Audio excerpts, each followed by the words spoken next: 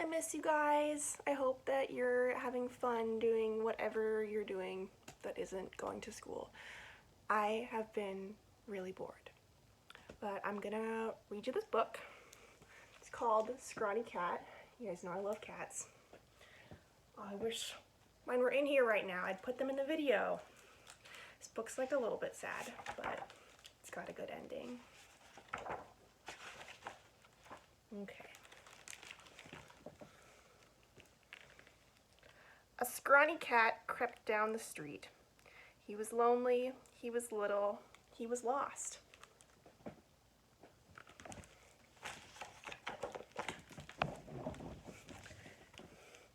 He had belonged to someone once, and she had belonged to him. Someone who picked him up, scratched his ears, and let him lick her chin. Someone who knew his name. Not everyone called him, "Get out of here." But the scrawny cat knew his name was not "Get out of here." Poor little cat. The wind hurried the scrawny cat along. He hunkered in a doorway where good smells drifted out. Maybe someone would let him inside and give him something warm to eat. But when the door opened, a man yelled, "Get out of here."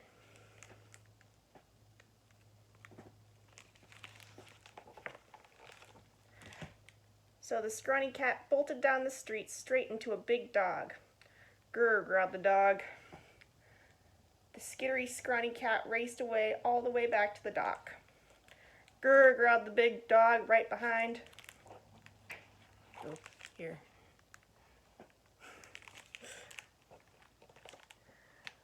What else could this scared little scrawny cat do? He leaped into a dinghy just as, kaboom! Rain plummeted down, the big dog ran away. The scrawny cat huddled under the dinghy seat. Up and down, the dinghy rocked on the waves, just the way someone used to rock the scrawny cat in a chair. The tuckered out scrawny cat put his head on his paws and fell asleep.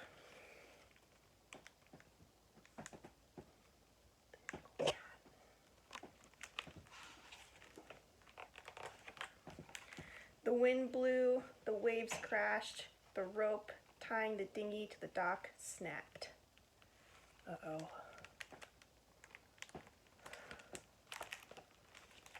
When the scrawny cat woke up, all he saw was water everywhere. Poor shivery scrawny cat. He lapped the rainwater in the bottom of the dinghy and wished his stomach didn't chew on his ribs. Poor guy. At last the sun came up, golden across the waves. Up ahead, just where the boat was headed, the scrawny cat saw a rock and a tree, and a house on the sand. Little house on the sand.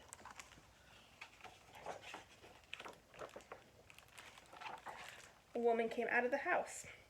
She had been a sailor once, but her ship had crashed on the rocks. She had built a little house for herself and settled down to catch fish and gather seaweed and pick berries. But sometimes she missed sailing the open sea, and all by herself she got a little lonely.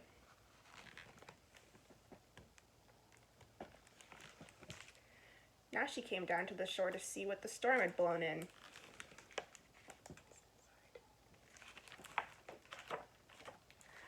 The scrawny cat hunched under the dinghy seat. Would the woman throw things at him and call him, "Get out of here"? The dinghy grated on the sand. The woman reached down. That scared little guy.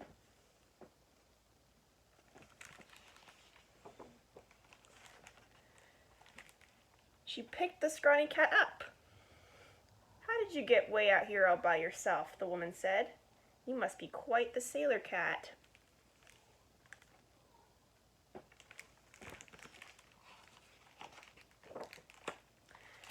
The woman took the scrawny cat inside her house. She rubbed him dry with a towel and put a bowl of fish stew on the floor. The scrawny cat lapped up the stew until his stomach was round and full. The woman picked him up again. Would she throw him out the door? Got a big full belly now.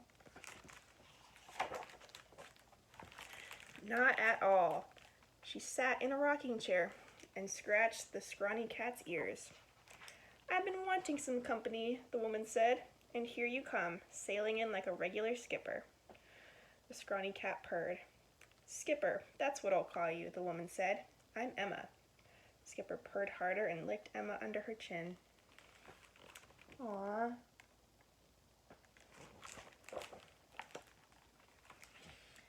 "If you are lucky enough to go sailing someday far out to the sea, you might see them together, Skipper and Emma. Skipper isn't Scrawny anymore. He is a real sailor cat now."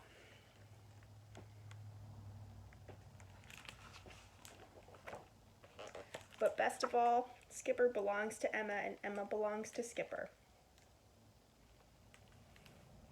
The end.